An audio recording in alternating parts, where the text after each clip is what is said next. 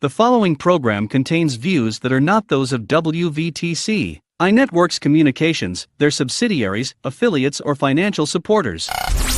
Winning victory through Christ, WVTC Allsip Chicago, an iNetworks communication station. Good morning, good afternoon, good evening, good night, good whatever it is, wherever you are. My name is LaDonna Miller. I am here with Our Journey. Our Journey, it's a segment or show in which we each week dissect a particular mental health concern or diagnosis or issue that's come up. Typically in a session, or unless a viewer or listener submits it, or unless you kind of comment or send something over, what typically happens is I go and identify something that we're discussing in therapy, maybe in a group setting or as an individual, that's come up as a common theme. So that way we can discuss it because it's something that's going on for multiple people. All right.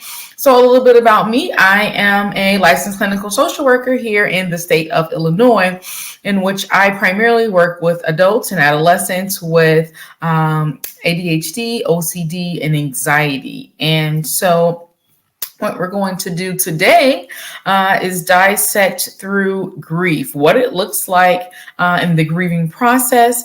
And then, of course, we're not just going to gather that information. We're going to learn how to support an individual when they're in the grieving process. Now, we're not only going to talk about when someone dies, right? So this is not like, oh, poor them, they died, this person passed away. How do we process this? But more so of the different types of grief, what that's going to look like, the stages of grief, and being able to help yourself along if you're the person who's maybe grieving a particular situation, or for us to be able to help a friend or a loved one out, okay?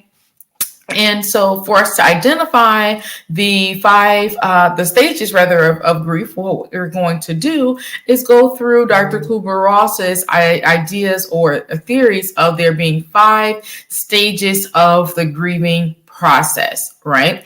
Now, we did a segment a little bit earlier, sometime this year about this, but I found that it would be much helpful for us to bring this up again, for us to dissect a bit into it, for those who may have missed it, and to gather or gain a new perspective as a refresher if you're someone who listens weekly, okay? And so what she outlined is the protocol or the procedure of individuals dying and later applying it to someone else's death. Right now, what I am going to say, right, like I obviously have to give my disclaimer, so I like to give it at the top of the show and then remind you throughout, right?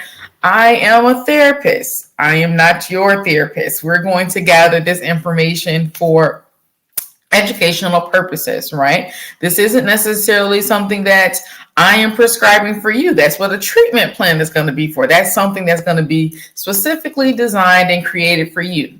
Now, if you are a client of mine, right, whether in a group or an individual setting, if this is something that you'd like to discuss, any topic, right, definitely bring it up and we'll create a strategy that's specific to you. But rather for everyone else, sit back, gather the information, maybe grab a notebook or something like that. So that way you can gather everything that you'd like and put it in a good space. Or maybe you're just really good at taking some mental notes. All right. And so, but this is educational for you. All right. And rather not something I am prescribing for you to do. All right. And so the stages though of grief, it is dissected and it's here as those 5 things that would take place, right? It's the 5 things in which she theorizes that it happens, right, in the process. And I found for myself for it to be true, especially when processing through with clients, right? Like obviously when we're learning this, we may not particularly have something in front of us, right? And we're applying it to maybe our lives or the example that either the textbook or either her literature shared. But now being in it for years, I'm able to see what that actually looks like, right? And so it's not necessarily happening for everyone in the presented order, but oftentimes it happens for everyone, maybe a little bit scattered, but it occurs. All right. So the 5 stages, very quickly, before we hop into what each of them are specifically, just at a higher level, they're denial, anger, bargaining, depression, and acceptance. All right. So now we're going to hop into what denial looks like and gathering some examples of what that's going to look like for us. Okay. And so denial is typically shown at believing that there's a mistake that your loved one is actually gone, right? Or really making yourself so busy that you are unable to accept it, right? You pile up a lot of work projects, you pile up a lot of chores, so that way you don't have any control of your feelings, right? So that way you're not feeling lost. You can't feel that loss that you've experienced because you can put all these tasks and all the other stuff there, right? Another thing would be to continue to speak about the loved one as if they're still alive, right? Like in present tense, we're talking about like, yeah, they are blah, blah, blah, blah, blah, blah, blah, even though like they're deceased, right? Or they're no longer here. Likewise, if we're not talking about a particular individual passing away, like for an example, if we're using like losing a job, right? Like that's one that I think may be helpful for people, right? And you're talking about that being or no longer at that workplace, right? And it was some type of separation that kind of got you terminated, right? And so being able to transition and to go, and you're still talking about it in present tense, like, well, at my job, blah, blah, blah, right? Because I called a client in the middle of that, like, at your job, you got a job? Are you still there? Right? Or maybe, for example, you have separated or terminated a relationship, right? That's another common one that I see where people talking like, oh, yes, my partner, my boyfriend, this, my da da da da da da da, and you're giving examples and you're going forward in the conversation as if the two of y'all still together, right? You've acting like y'all still together, even though everybody know that you're not, and I know we in this session that y'all not together, but you're in denial, right? You're wanting it to still happen, right? Or you're adding on extra things to do, going out with friends, really trying to erase or kind of forget about that being something that's there. You don't want to face those feelings of loss or sadness that is gone, right? So it's referring to the difficulty in comprehending the reality of that loss, right? That's what Dr. Kubler-Ross would say that is, right? And it definitely can take a while sometimes, right, to wrap your head around this being the thing that's occurred, right? Because most times it's a significant loss. It's not something that's like, oh, I lost the pencil that I just got, in a free bag or something, right? It's not something that's small. This is something that is a significant thing for you that you've lost. And you are the only person who can determine how significant a particular thing is for you, right? Like, because that pencil, if maybe you got it and that mean a lot to you. But I know for me, I get a lot of goodie bags and they give me pencils, pens, sanitize, stuff like that. And it's not a significant loss. Right. But the point being, that's what the denial stage of grief would look like. Right. So the next stage in which Dr. Kubler-Ross identifies, again, in no particular order, is anger. Right. So anger is it's a perfectly natural response in the case of loss. Right. It can be it can be kind of directed at a variety of different kind of sources or things. You're angry, right? And it's not like, okay, I'm angry at this person. No, it could be at a myriad of things, right? And so she also identifies or states that it can also manifest as something like blame, right? You're having blame and you feeling like that someone else is at the fault of your loss, right? So oftentimes that's like, when the person gets a diagnosis, I'm going to use kind of a sick person right now, right? Or a dying person or a person who is deceased at this point. Something goes on and they pass away, right? And Now it's the hospital's fault. Now you mad at the hospital. You need to get the medical records. You need to do this. The doctors didn't do that. This staff didn't do this. And you just mad, right? Everything that you could think of, you huffing and puffing, okay? And because you don't know what else to do because you're angry, right? Or a particular thing, right? Let's go back to you lost your job, right? You're terminated from your place of work. That may look something like, hey, I'm over here, and now you placing the blame on your coworkers who wasn't even on your team, right? And you over here with a whole scenario or issue that you saying that it's the concern. When you can't be mad at them and you just are making a big steam and huffed and puffed and frustrated, and you blaming it on them of if they didn't say this or if they didn't do that, then I will have my job. And then you mad at the world because you're angry because you lost, right? You have experienced a loss.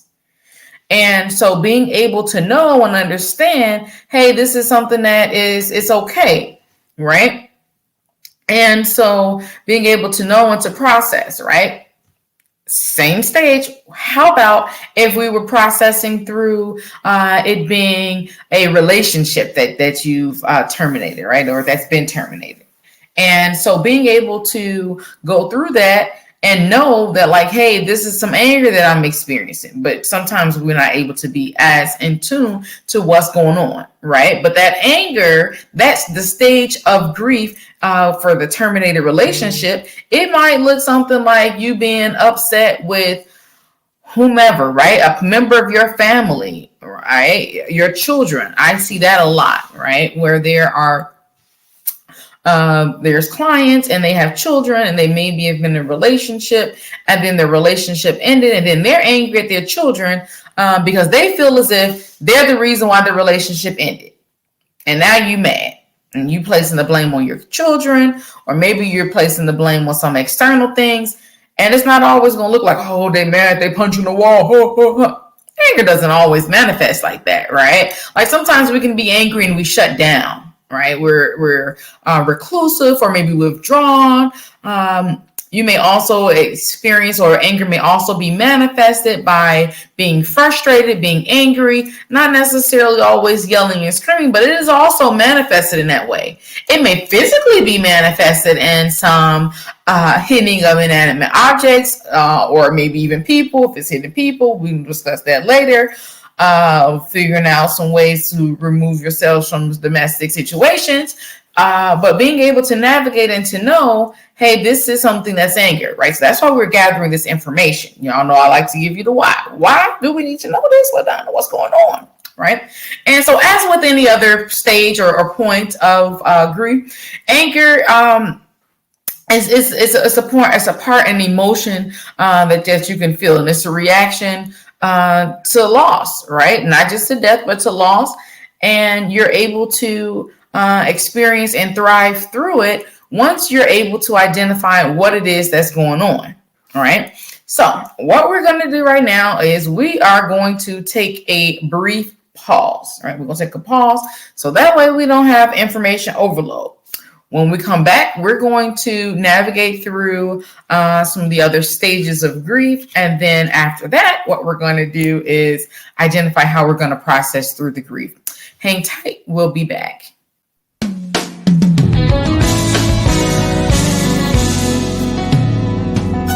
I'm black and I'm mad.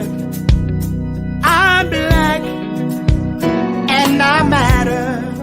God created me to be who I am. Oh, I'm black and I matter. Yes, I'm black and I matter. God created me to be who I am. It doesn't matter how you view me. God created me for who I am. It doesn't matter what you say about me. I'm happy with who I am.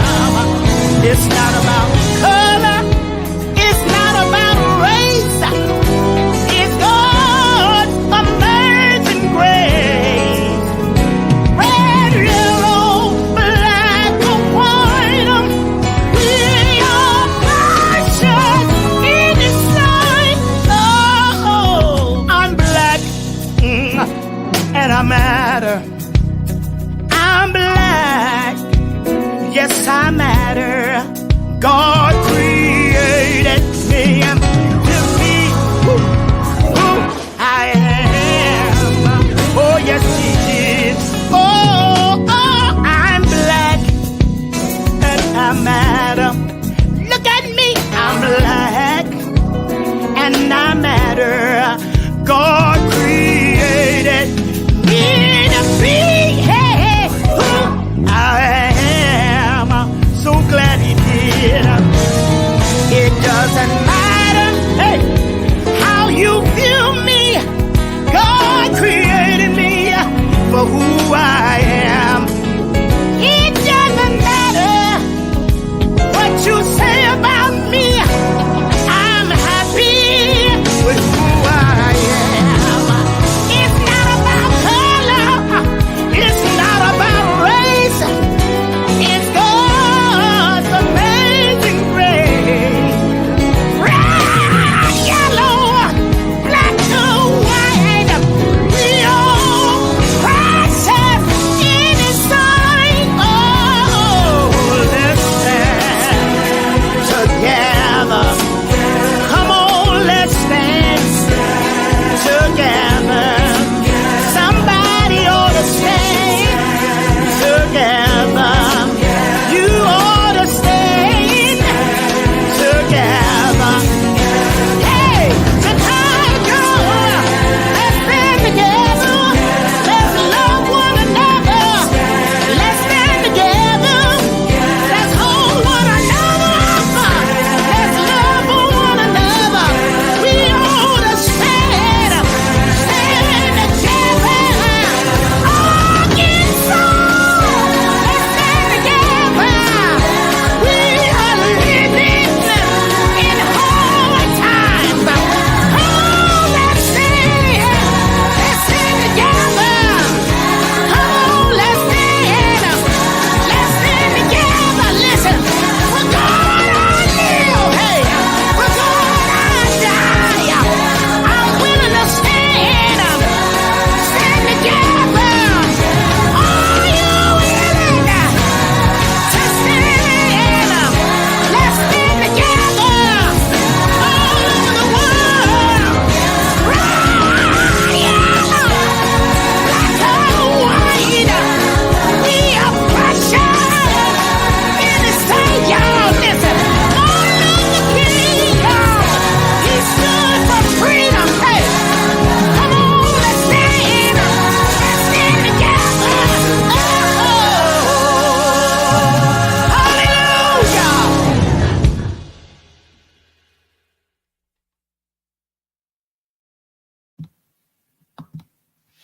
Right. Welcome back. Right. For those of you who are just joining us, this is our journey, and we are processing through what it looks like to grieve, right? What the grieving process is, what the stages are, and we're going to then hop into how we can assist ourselves and individuals who we love during the process, right?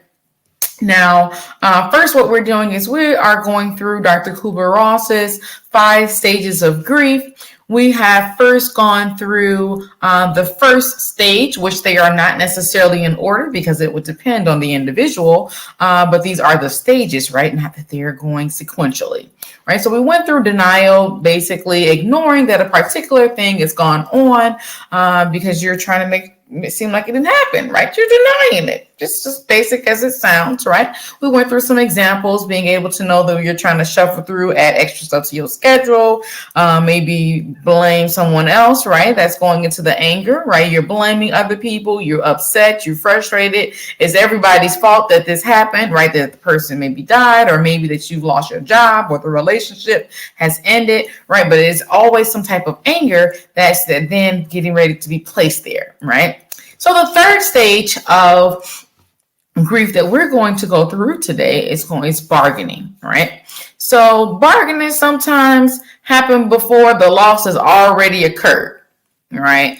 Oftentimes it's experienced, or I see it when like somebody's sick, right? And they know that they are maybe close to passing, and the individual begins, they start to make barters, right? Especially you see it a lot in kind of in different faiths, or maybe if a person is not necessarily kind of the most grounded individual, they begin to pray and bargain, right? They start to say, oh my God, if you please allow this person to stay alive, I'm going to do XYZ, right? Or maybe they may speak to the universe, or they may begin bargaining with themselves, bargaining with other individuals to say, excuse me, if this particular thing comes to pass, if you're able to stop it from coming up, stop it from happening, I'm going to do something else, right?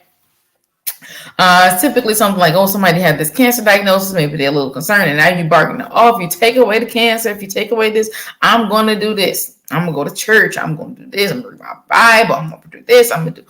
Or you may see like, okay, I'm going to exercise. I'm going to like, oh, if you get me right at this time, I'm never going to do these things again, right? How many of y'all are familiar, right? That's something that come up for you like, if you don't do this, I'm going to do this, this, and this. And it's like, okay, let's think on that again, right? Like, what is it that you can maybe think on that's going to be a little bit different? What is it that you can maybe strategize in, which is not necessarily going to be a headache, but you decide to bargain, right? And it happens oftentimes. That's why it's part of the stages, right?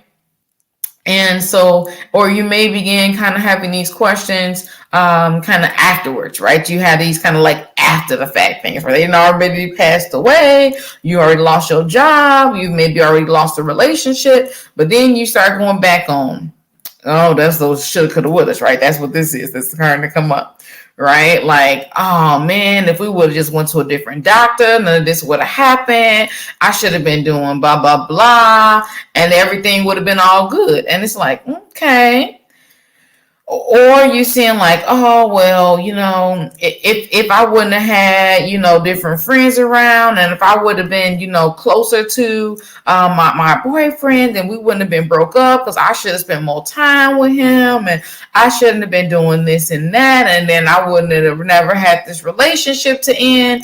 Or something like this, if this is a work example, right? If we're using a termination of work, I should have been doing blah, blah, blah. Then this wouldn't have happened. I knew I should have done extra instead of just doing the bare minimum or what I should have been doing.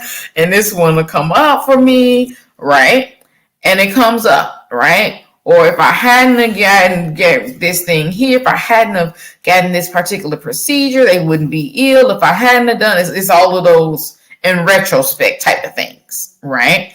So either bargaining takes place either prior to the loss, right? Like you kind of know, you get wind that the loss is coming up, and now you're trying to, you know, make it not be the loss. And so now being able to operate through with that is something that's going to be important, right? So sometimes at the beginning, before the thing happened, you begin to bargain. Sometimes after it's over, you're trying to bargain and make it right, right? And so sometimes it might not look like bargaining, but that's what it is. So the person who I really like to err to, especially the way in which they break down this particular stage, the bargaining stage, Dr. Jossel says, Dr. Jossel rather says that the thinking is something that's similar, right? It's that similar thinking. It's a similar thing that comes up.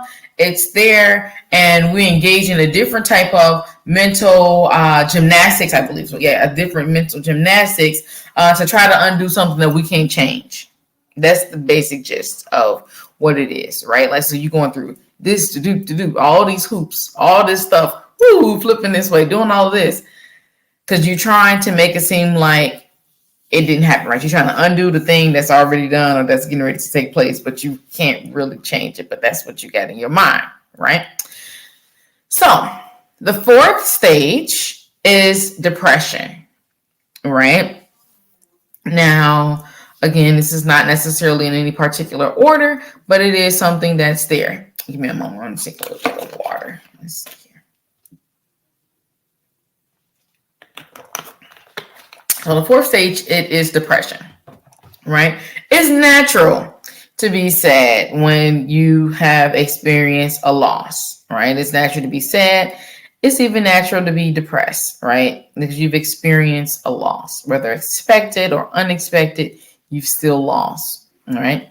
If it's a job, if it's a person, right? Like a person that died, if it's a person that's moving themselves out of your life, so maybe a termination of or ending of a relationship, friendship, something of that sort, right? Being able to know and to understand what that looks like for you, right? And being able to know, hey, this is the thing. And this is how we can change or strategize to move forward once we know this information, right? So it's okay once you've experienced a major loss, right? And so what that may look like, right? Like so the symptoms or the things that we can look for is maybe the person is now experiencing difficulty in making decisions. Or maybe they lost all hope, like right there experiencing hopelessness or helplessness, like no hope for the future, not able to look forward or move forward because they are in a down mood, right? Maybe they're having difficulties in concentrating, not able to stay focused and be able to navigate through the particular things that's set up in front of them. If you're seeing that that may be a concern or an issue that comes up. Or maybe they're feeling directionless or lost or confused about life, or maybe not necessarily able to move forward or to know what it is in which they could be doing or they should be doing because they're really just in that down mood and that depressed mood and unable to move through that or move past that, right? And so it's definitely something that is important to know, like, hey, we want to strategize, we want to know like what this is going to look like, how we're going to be able to move this, how we can do some things. But how do we do it, right? What do we do to make it work? And so once we know that a person is grieving, we're going to want to assist and help. Right. So that's going to be something we're going to hop into in just a short few moments. Right. So I do want to just complete really kind of what depression looks like. We're going to go through the 5th stage, take a break, and then we're going to go to what we're going to do about it. Right. Because I always love the what we're going to do about it part. Right. I'm always jumping ahead. So I'm going to stay here where we are right now. So right. So like depression, that grief-related depression, right? Because it's going to be a little different than the depression that we discussed maybe a few weeks ago, right? So the grief-related depression may also be something that's physical, right? So it still may look like just the regular old depression that we talked about, but now this is related to grief, right? And so you may notice or may experience, if it's you may experience some aches and pains, more aches and pains. You may even notice a change in the sleep pattern, right? It may be something different that's going on that is changing all these things. And that something different is you've experienced some type of loss, or that person, if it's not you, have experienced some type of loss. They've lost a relationship. They've lost a job. They've lost a loved one. They've lost things. They've experienced a significant loss, which has changed or shifted the trajectory in which the individual was moving, right? Now, I do want to be clear that the depressive stage or part of grief is a lot different than the depression that we talked about before, the major depressive disorder, right? Where the person is depressed and they depress like every day and they're going to do some things. So this kind of depression, we're going to treat it a little bit differently. I'm not going to tell you, oh, you sad because the person died. Let's go do all of these different things. Yes, some of them are going to assist and help, but typically this may be acute depression, right? It may be there for a short period of time. Not that grieving is going to be something that's going to take place very quickly and be done, because these are stages, right? We may experience these stages all in the same week. You may experience these stages across months, maybe a couple years. It may be even longer than that, right? Everyone's grieving process is going to be different, right? And we're approaching it right now from a standstill point, or a point in which our vantage point of saying, hey, this is what's going on. This is how it occurs. This is how it may affect you, right? And you're gathering some pinpoints or some bullet points to know, okay, this is something that's here. Let me go and gather some assistance based upon what I've learned, right? So it's just going to be looking a little different as opposed to knowing those emotional things, the cognitive and the physical symptoms are going to be different. It may not be as noticeable or recognizable as a distinctive depressive or depression disorder in which we have in the DSM, right? It may be something which is like our Bible for mental health, right? Which is where we're going to get the thing and you get all diagnosis. So it may not necessarily look exactly like that in order to do it. So that's always why when we are doing a depression index or a depression assessment to check to see kind of how a person is, we're asking to see like, has someone recently passed? Is this something, right? Because that's normal. You said you love something gone, right? As opposed to maybe some natural factors that is going on that we just maybe have that, right?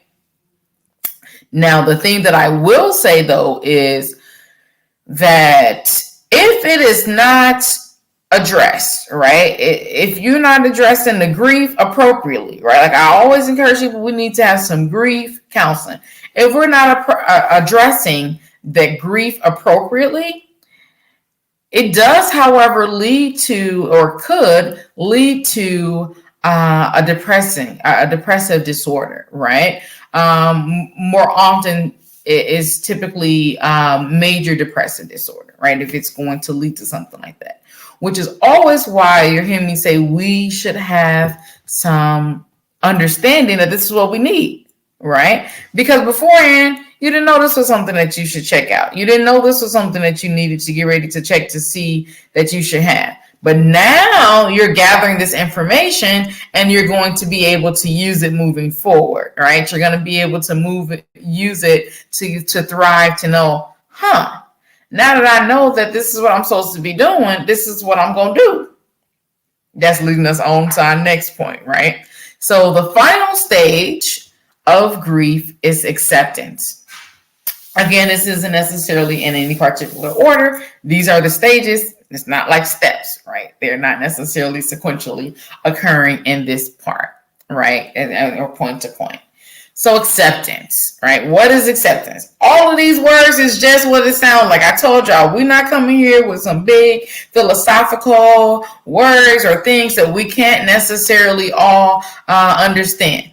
And so Dr. Kubler-Ross does a great job in just breaking this down and giving us words that we all can understand, know, learn, and move through, right? So the fifth stage is that acceptance, right? So that's something that the sadness, the sense of loss, we know it's not going to ever really like go away, but it may fade, it may dwindle down. And with the acceptance stage, that's when you're learning to live with that loss, right? You're learning to know and to thrive and to know, you know what? Things are going to be okay. Yes, I have experienced a particular loss. Yes, I've lost a significant person in my life. Yes, I've lost this job or this career that I really loved. Like, yes, this relationship that I had is now ended or is now terminated. But I'm okay with it. I'm able to move forward. I'm able to thrive. I'm able to live with it, right? That's what the acceptance stage is all about. That's what it looks like, all right? Right? Like it's a newfound ability to acknowledge that this has occurred and this is how you're going to move forward, right? And you can have joy and sorrow kind of working next to each other, right? And knowing like, okay, I can live through joy and sorrow and I'm hopeful. I can move. I can thrive. I'm not stuck in a particular place, right? That's what acceptance is going to look like, right? And so at this stage, you're not going to be immobilized or stuck in a particular place where you are, you're stuck because of your sadness. You're stuck because of your loss, because you're able to move through it. You're able to thrive. You're able to know and understand that something is going on, right?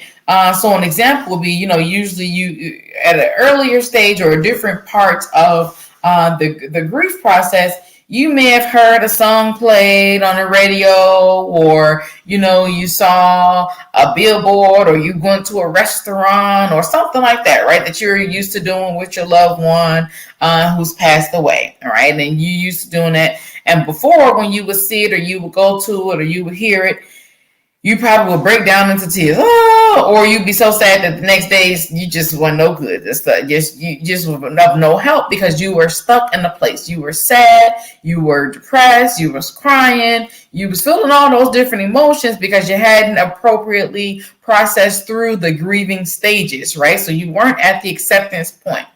And so, but now when you're in this acceptance, you can listen to the song and jam out and hear the words like you heard them before. And you might even hear some new words. You're able to go to that particular restaurant. You're able to pass by that particular sign, and you're not feeling that same feeling anymore. You're not feeling like, oh my goodness, I'm over here down, I'm having this thing come up. That's not there, right? Not that you're not sad. Not that you're not remembering that they passed away. Not that you're not remembering that the job that you had, that you no longer have it. Not that you're not remembering like, oh, this is our favorite restaurant that I went to with my boyfriend before we broke up, but we're not going there no more. But you can go now. You're able to go. You're able to thrive. You're able to know, you know what? That has ended. You've processed like, okay, this is over. I've lost that, but I can move forward. I can do, right?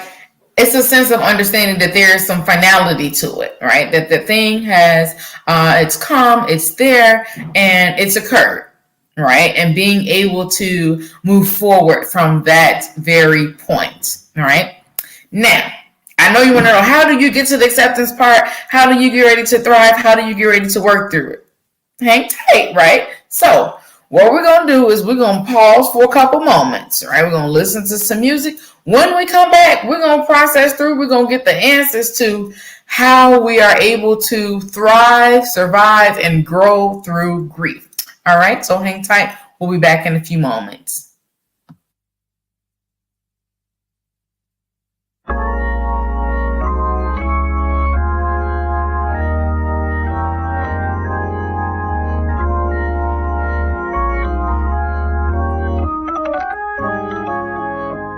In this season of uncertainty, sickness and fear, riots and racial injustices, this pandemic that has created world unrest, my brothers and my sisters, my prayer is that the Lord would keep our minds and our hearts stayed on Him.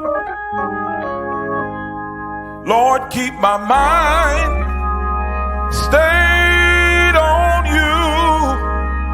Lord, keep my mind stayed on You. Lord, keep my mind stayed on You. I don't want to give the enemy no ground. There's a place in God, a place called peace, a place called rest, and the peace of God, which surpasses all understanding, will guard your hearts and your minds in Christ Jesus. Lord, keep my mind in perfect peace. Lord, keep my mind in perfect peace. Lord, keep my mind in perfect peace. I don't want to give the enemy no ground, because no matter what we go through, we have a God we can turn to. Just remember, it all belongs to Him. My mind belongs to You, Lord. My mind belongs to You. My mind belongs to You. I don't want to give the enemy no ground. My body belongs to You, Lord. Oh, my body belongs to You. Oh, my body belongs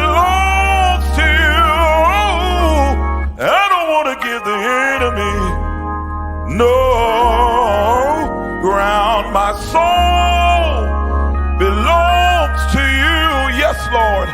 My soul belongs to you. My soul belongs to you. I don't want to give the enemy. I don't want to give the enemy. I don't care what the enemy says. I don't care what the devil says. I don't want to give the enemy no ground. No ground. No ground. No ground. No ground. No ground. No ground. I don't want to give the enemy no ground.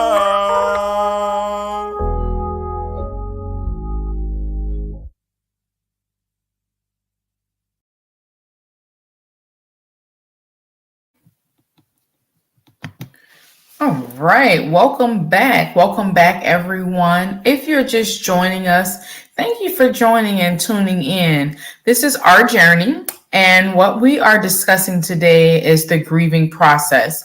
What we have previously discussed is the 5 stages of grief and being able to operate and know how to thrive through them, right? So we had denial, basically trying to ignore the things that have come up, being able to understand and process, hey, this is what's there. But typically during that stage or that part, you're not necessarily in tune to knowing, hey, this is there.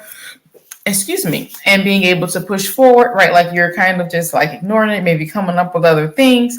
Then we talk through the anger portion, right? The anger stage of grief, being upset or frustrated. Sometimes it may manifest in physical, psychological. It may even go into blame, right? Blaming yourselves, typically blaming other people as to the reason that the particular thing has ended, right? If the person's life is maybe expired, the relationship has terminated, if there's like maybe like a friendship or a romantic relationship, or even a relationship with an employer, right? Maybe that may look a little bit different for each person of how that termination process looked like, right?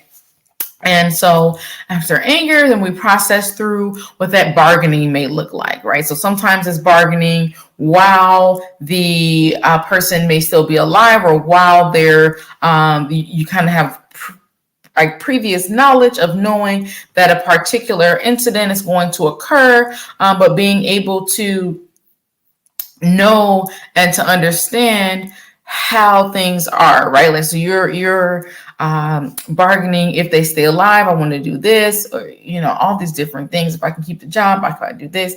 But it may also look like the shoulda, coulda, wouldas after the fact, right?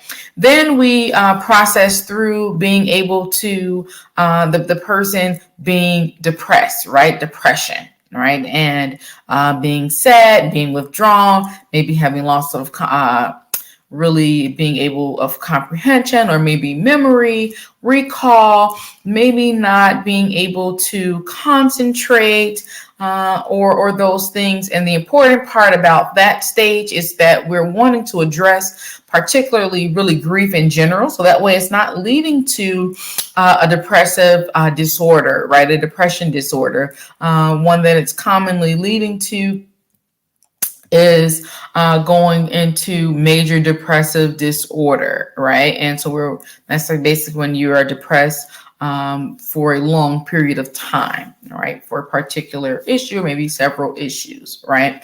And then the last and final one, which that would typically be the final one, is acceptance, right?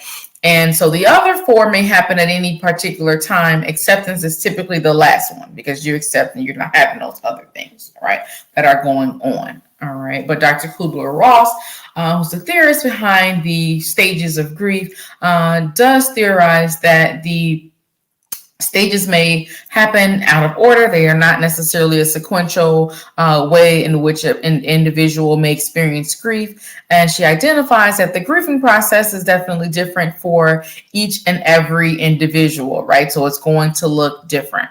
So now what we're doing is we are getting some information on how we're going to push through. How do we survive, thrive, and grow through grief, right? Like, what do we do now that we grieve? And since I done told you what they look like, what we should be doing, let's figure out how we're going to process through this grief, right? So the first thing is giving yourself that grace. You know, I'm going to tell you that, right? Like, allow yourself to grieve. Give yourself that grace. If it's a friend, family member, let them know it's okay to grieve. It's okay to go through all those feelings, right? It's okay to be mad. It's okay to cry. It's okay to do all of the stuff.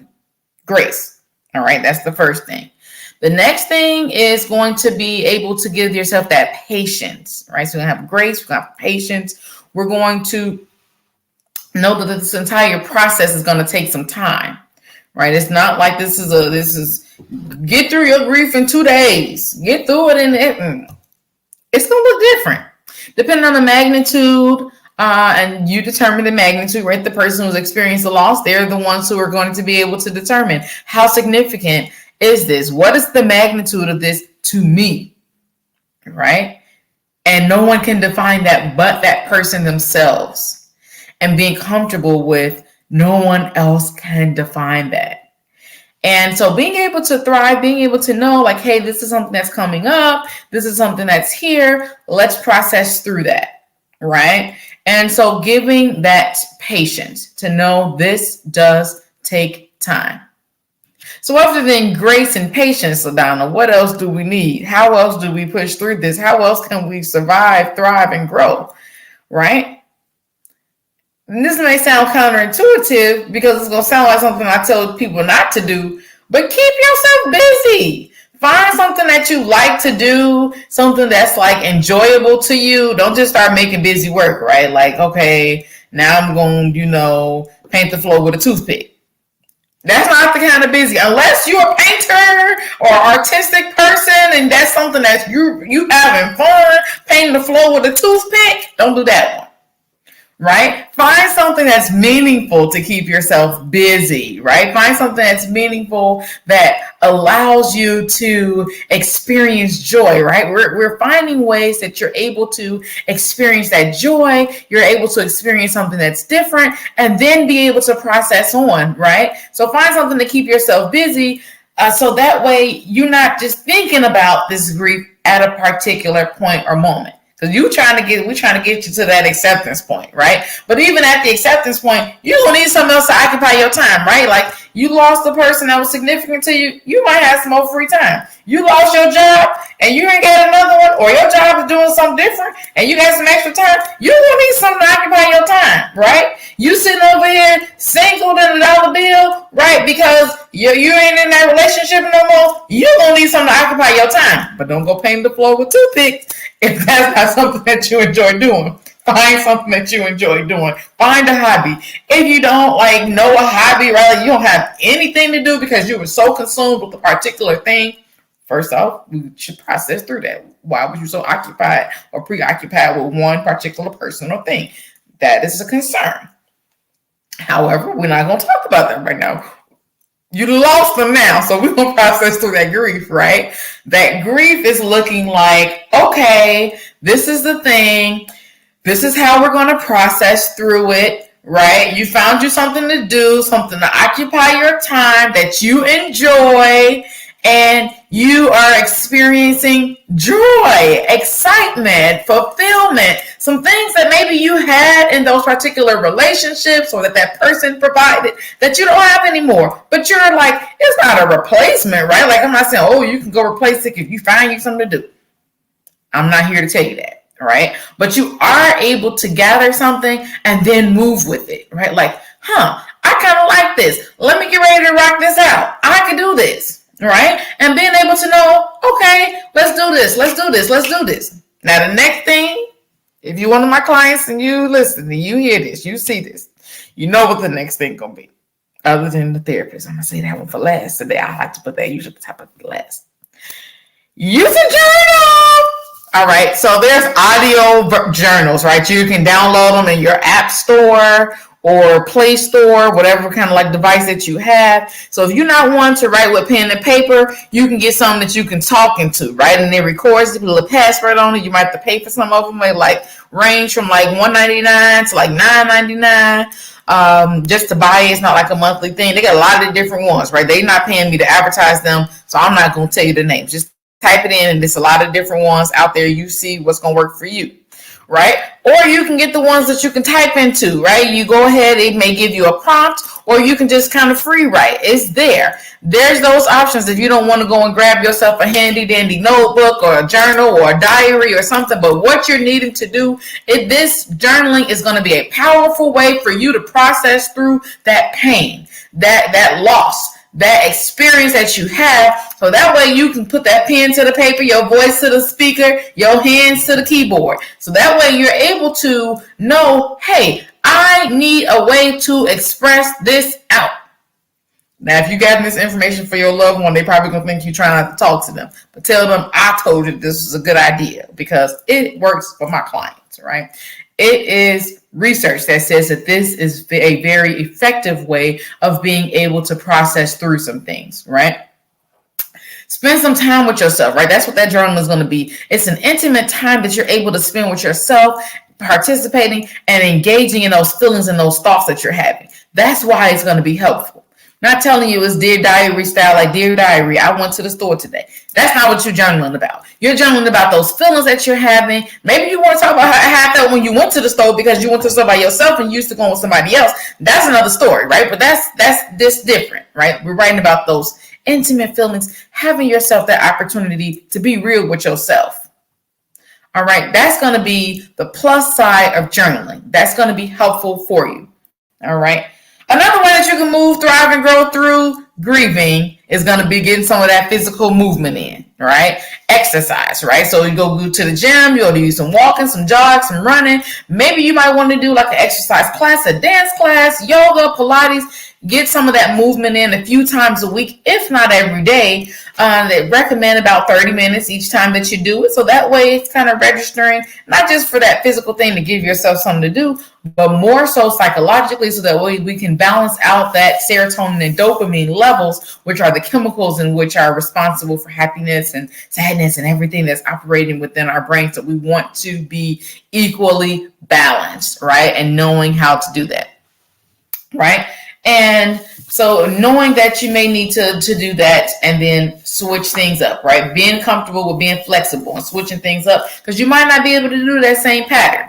If you're willing to change, you're willing to know, hey, some stuff might switch up on us. Some stuff might not look the same. Let me do this. Let me do that. Cool. Rock with it, right? If that's the thing that you have. And so, but being able to be flexible after you've experienced that loss is going to be helpful, not only for you, but those individuals who are around you. Okay. The last and final thing, if you're a frequent listener, you already know what it's going to be. Seek help, right? Seek care, so that way you can identify with a professional what that is going to look like. I am a professional. I can't be everyone's professional. Go ahead and reach out. If you don't have a way to contact a therapist, reach out to your primary care provider, your normal doctor. They'll be able to assist you. If you have some medical insurance, you can also reach out to them. They'll be able to assist you in identifying an appropriate provider for you. All right. You may just go to Google and you see someone you like, you can reach out. Right.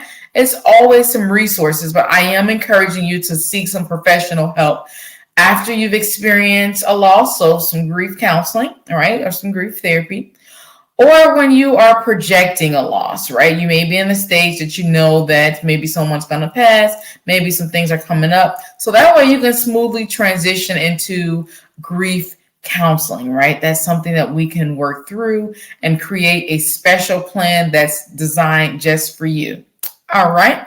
So with that being said, I am all done sharing today. But if you do happen to have any questions, always feel free to reach out. I do hope all is well with everyone and that you have a wonderful remaining of your day. Views made on the preceding program are not those of WVTC Radio, iNetworks Communications, or their financial supporters. Winning victory through Christ. WVTC Allsip Chicago.